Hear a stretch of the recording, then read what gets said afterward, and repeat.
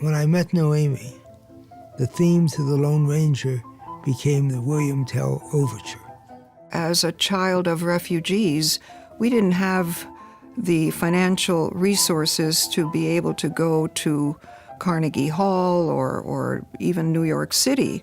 And we had what was called the community concerts.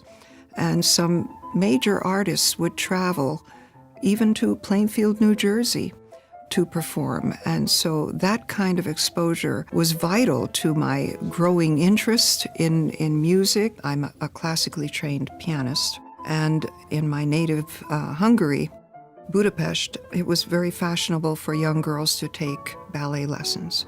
So my parents sent me to a ballet school and to take dancing lessons, and I absolutely hated it. But I would come home and by ear would pick out the tunes that we were dancing to. And that's when my parents decided, well, maybe she has a better ear for music than the feet for dancing. That she has incredible energy, great ideas, and she's very active. And watching her on these boards, how it was just coming to her, she thinks so quickly and so creatively, because she knew from experience what it all takes to really actually do the work. We will not financially support things we're not involved in.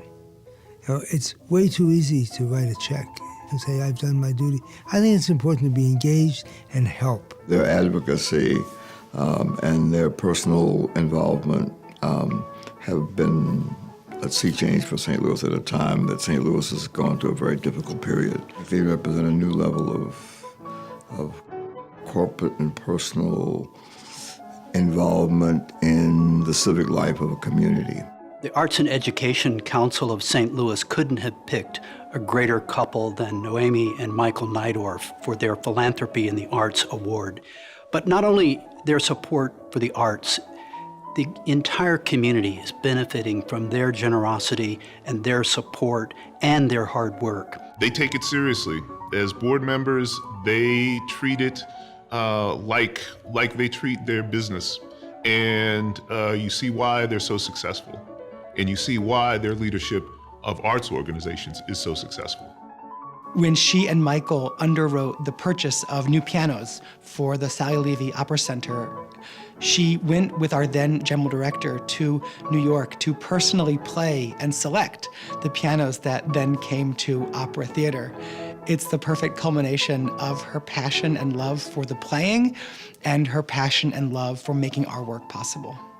I love to champion young talent. And I look at St. Louis and I see really less than a handful of corporations to whom we can turn and individuals to whom we can turn to for funding. I pray every day because I think that it's very, very important for the next generation, for generations to come. The arts and education are vital to our living, to who we are.